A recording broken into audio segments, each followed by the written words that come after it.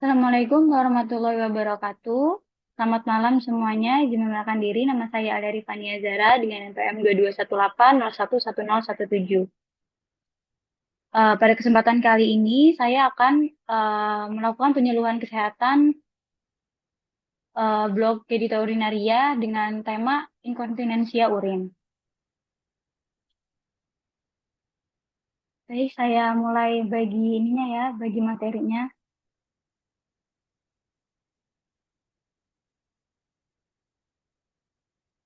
Apakah layar saya terlihat?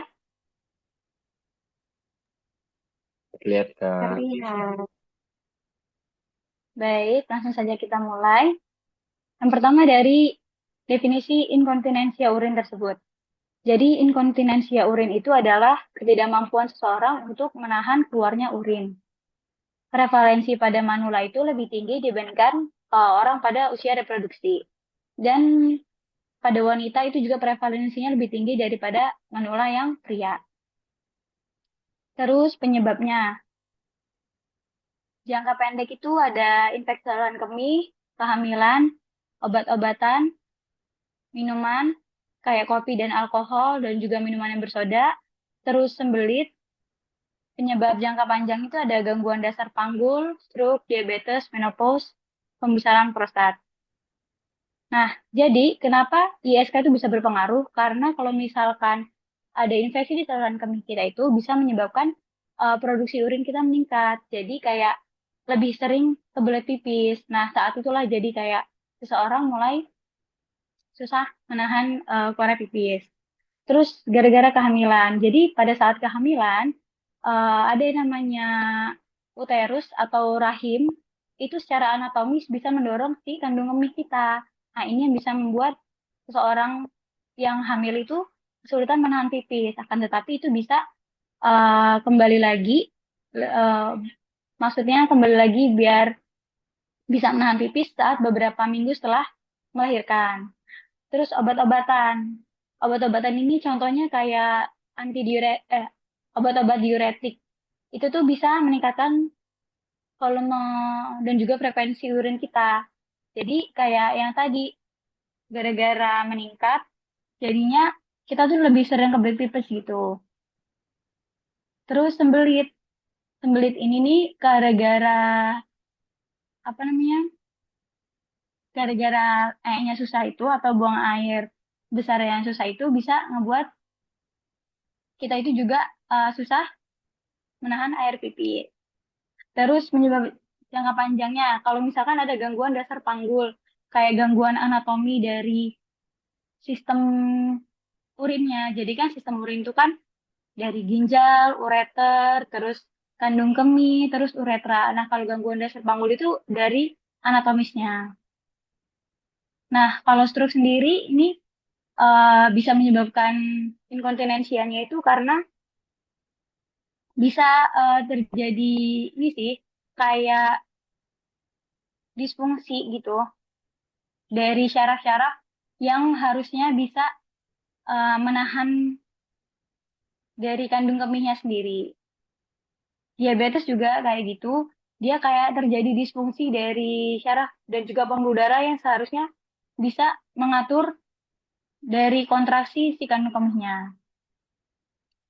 Pembesaran prostat juga sama, gara-gara kalau misalkan pembesaran misalnya prostatnya itu besar, bisa mengganggu aktivitas si kandung kemih karena secara anatomis itu prostat itu di bawah kandung kemih gitu. Klasifikasi inkontinensia urin. Ada yang urgensi atau nggak bisa menunda BAK. Jadi kalau misalkan rangsangan kebeletnya itu udah muncul, itu dia nggak bisa nahan buat nunda. Kalau misalkan rangsangan kebeletnya udah muncul, ya saat itu juga dia harus pipis gitu, nggak bisa ditunda.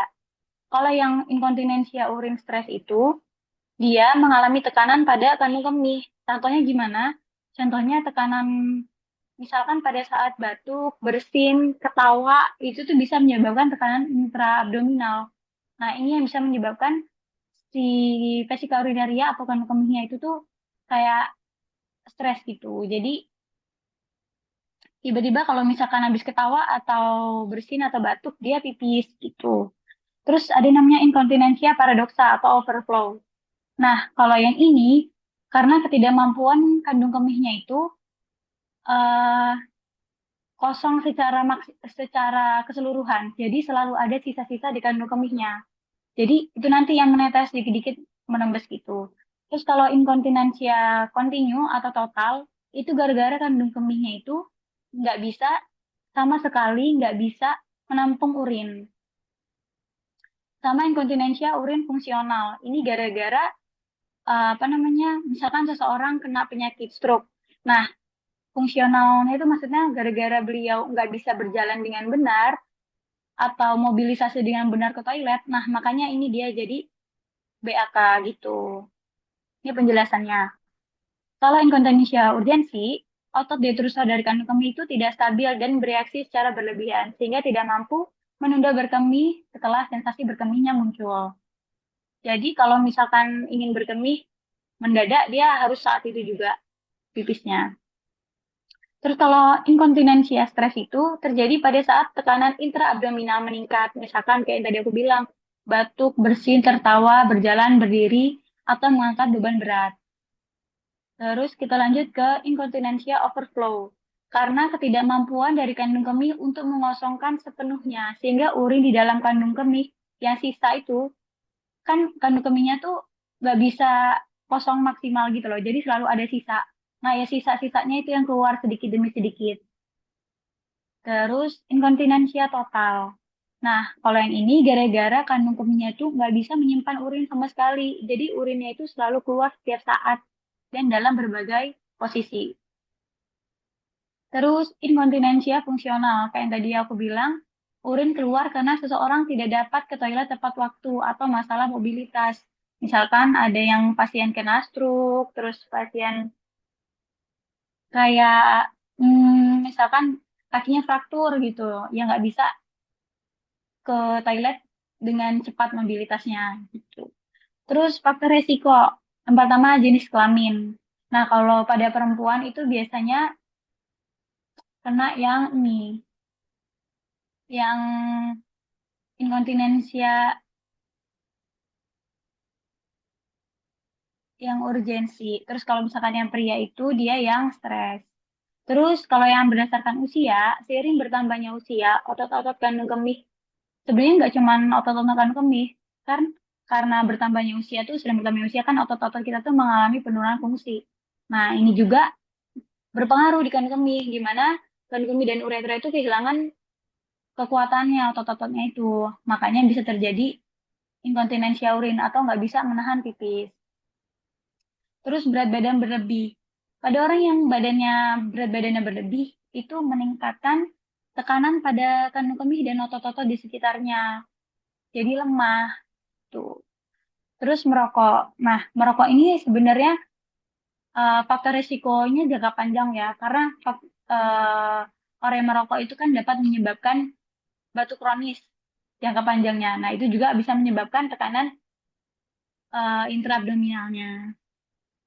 Terus riwayat keluarga. Kalau misalkan anggota keluarga ada yang mengalami inkontinensia urin, resiko anggota keluarga tersebut memiliki kondisi yang sama itu lebih tinggi.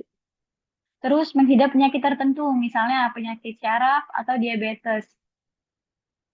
Tuh. Terus pengobatannya, ada terapi perilaku, terapi pengobatan, dan pembedahan. Terapi perilaku itu yang pertama biasakan buang air kecil pada waktu-waktu yang teratur, misalnya setiap 2 sampai 3 jam, walaupun nggak lagi kebelet. Terus penyesuaian asupan cairan dan kafein.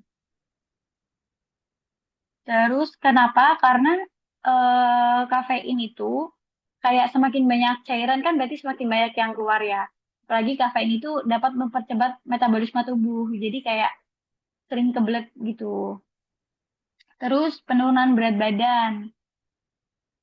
Karena kayak yang tadi dibilang kalau misalkan pada berat badan berlebih itu bisa mempengaruhi tekanan intraabdominalnya. Terus meningkatkan jarak waktu berkemih dan latihan otot panggul. Contohnya adalah senam Kegel. Kegel. Senam yang buat ibu-ibu hamil itu loh, guys. Nah, itu bisa meningkatkan kekuatan otot panggul. Terus terapi pengobatan itu dilakukan untuk merelaksasikan kandung kemihnya. Terus pembedahan ini kalau misalkan dari dokter setelah berobat gitu ya, terus kata dokternya mungkin terjadi kelainan anatomis pada gara-gara sumbatan atau obstruksi dan juga gara-gara sphincternya yang kurang baik, maka perlu dilakukan pembedahan.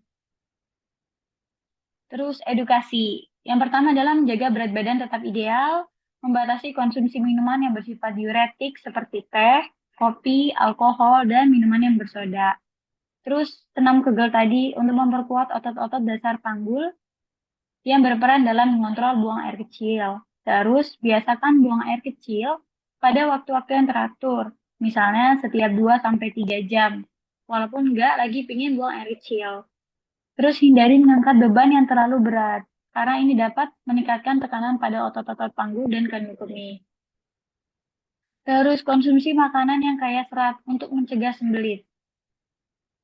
Merokok dapat menyebabkan batuk kronis yang menambah tekanan pada kandung kemih.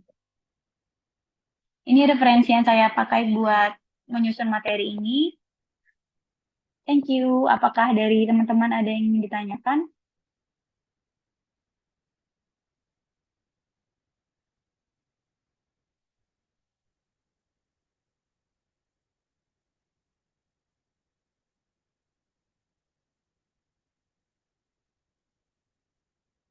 Kalau misalkan ada yang ditanyakan, boleh ya guys.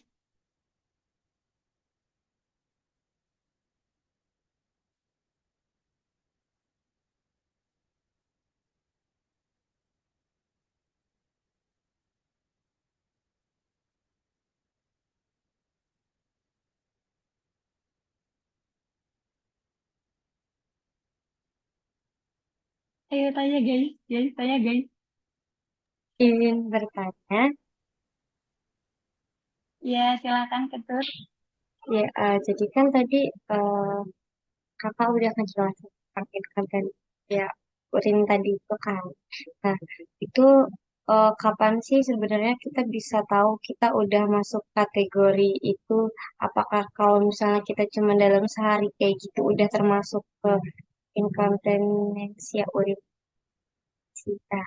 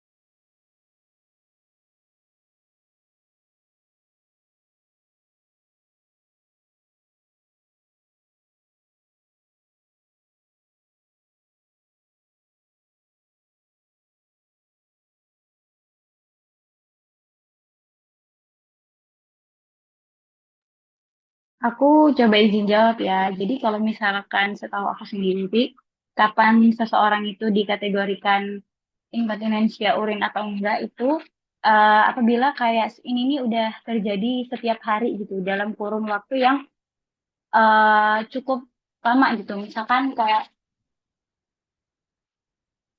kayak dalam 1 bulanan gitu. Nah, ini kan juga perlu dari apa namanya perlu diagnosis dari dokternya gitu. Kayak ini tuh terjadi berulang-ulang, nggak cuman kayak sekali dalam sehari gitu, nggak. Jadi kayak berulang-ulang terus. Akan menjawab,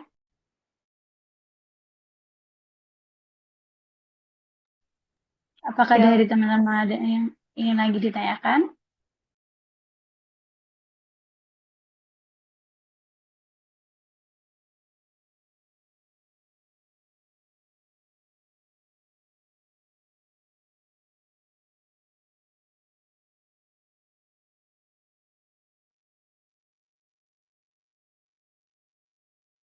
Terus teman-teman, apakah ada yang ditanyakan? Apakah sudah cukup teman-teman?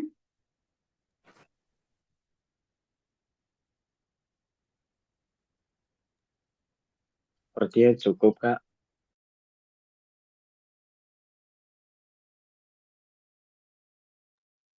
Dari teman-teman yang lain? Cukup.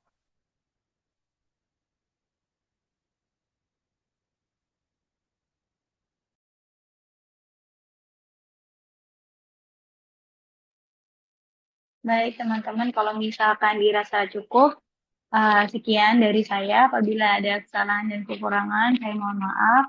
Wabillahi taufiq wa hidayah. Wassalamualaikum warahmatullahi wabarakatuh. Terima kasih banyak teman-teman. Waalaikumsalam warahmatullahi wabarakatuh.